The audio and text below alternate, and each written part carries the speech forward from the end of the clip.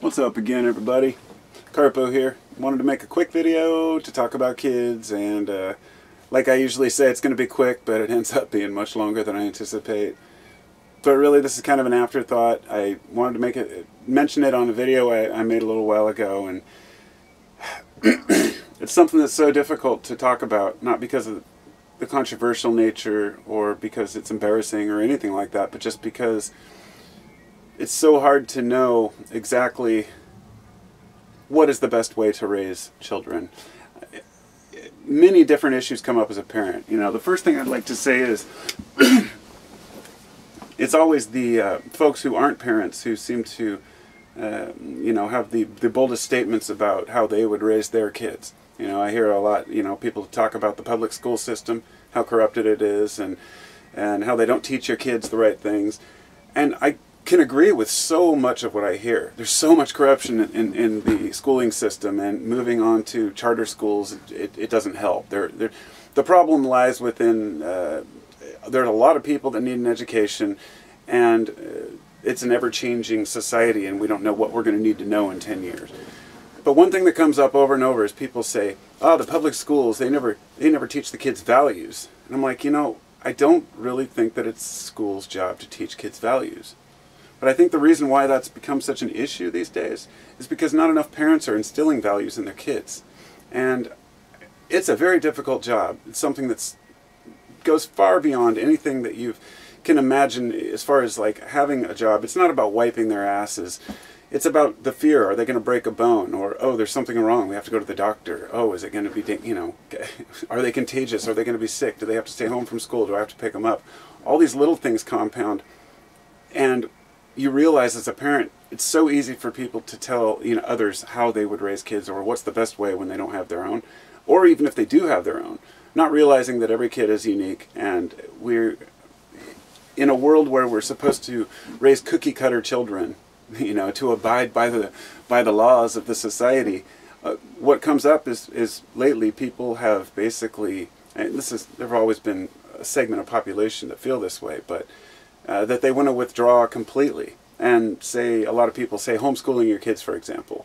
That can be really good for a lot of families. But for a lot of kids, they want the exposure. Like I said, I want to homeschool my kids, and of course I'm not. The thing is, I supplement their learning. We learn at home. We spend more time together.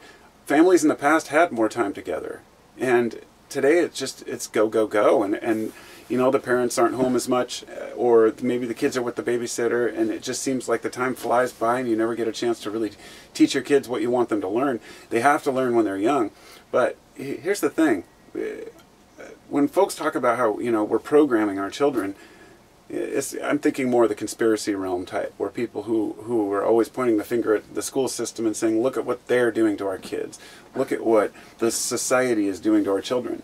I say, you know, that's the time for the parents to step up to the plate and add their piece. You have to earn your kids' respect, and you have to teach them why it's important to feel a certain way. Don't let your kid become a pacifist to where they get trampled on, but don't let them become an aggressor either. Just teach them to think for themselves, you know, and at the same time, if you teach a kid to be too unique, then they don't feel like they fit into anything.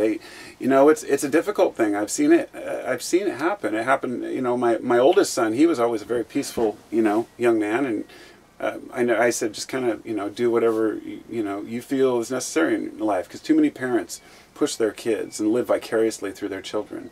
It's the worst when parents want to put their kids in sports just because they like sports, or they want to, you know, it's different if they think that they're getting, you know, I just think putting your kid in a young kid in football is just, you know, willingly doing brain damage to a kid, you know, even if there's a chance of it, just seems ridiculous to me. But to each his own. I don't think the kid's old enough to decide, but to me that's, you know, irresponsible parenting, sending a kid especially to tackle football at a really young age, or in a situation where they're going to get themselves hurt. All kids are going to get hurt. It's not that kids should be protected in that way. It's just that, you know, I guess that was kind of a side note. I just find football dumb. So that's my opinion. But I think that if each parent teaches their child to be unique, at the same time they have to say, look, there's a certain thing society expects of you. If you don't want to be one of these, you know, one of these types of people, or if you don't want to follow these rules, this list of simple rules, then you will have to work harder to get what you want. In other words, if you don't just go to college and find the job that you want, even though that doesn't always work out. If you decide to become an entrepreneur, for example, you know, parents will tell their kids, work for yourself, but they don't ever teach the kid how damn hard it is to work for yourself and how hard it is to push yourself. And, you know, I really want my kids to grow up and be able to think for themselves, but at the same time, like I was saying with my oldest son, you know, I taught him to be unique and think for himself, but then now he's kind of confused about what he wants to do. And I guess that's not going to be any different from a 24-year-old that went to college as one that didn't. We all go through this. But it's crucial for us to make sure that our children are respectful to others. And, you know, it's the only way we're going to raise a generation of children. And I'm not talking religious values, you know, the dogma is what holds us back.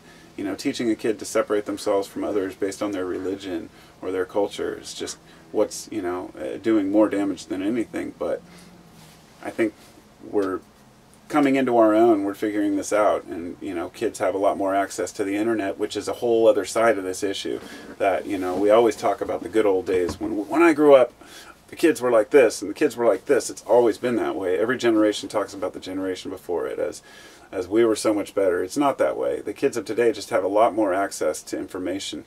So it makes it hard to be a parent because you see your kid, you know, using the internet a lot more than, you know, we ran out and played. You hear that all the time. We were out playing all the time, and it's true.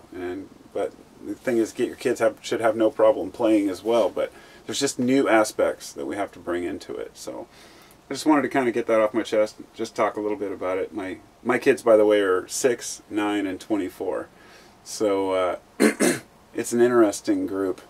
And, you know, they're all boys, and they're great kids, you know, but it takes a lot of work. It's a lot of work. One of the last aspects I'd like to say is that it doesn't matter what you teach your kids. One of the most overlooked thing is the parents who want to teach their kids to be respectful and responsible, and then late at night, mom and dad are screaming at each other drunk and throwing shit and I hate you and, you know, all this stuff, and the kids are listening in on this, and this is regardless of how you feel in your emotional state, you know, you have to watch what you're saying around kids, especially to each other, because they grow up and they figure that's normal. I mean, my wife and I have, of course, every couple has had their arguments in the past, but ours are very minimal, and if we have an issue, we try to talk it out.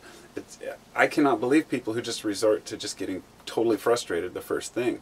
Often it's something else that's, you know, a person may be already frustrated about life. I don't know. Everybody's unique, but try to minimize the violence, try to minimize the confrontation, the hatred, and raise a peaceful child, but at the same time teach them that the world's going to kick their ass, and they best not play the victim, and they best not expect people to, you know, tiptoe around them. They're going to be called names. They're going to have to get hurt. They're going to get dirty. They're going to have to fight some fights. And so that's just being human. That's my thoughts on it. Talk to y'all later.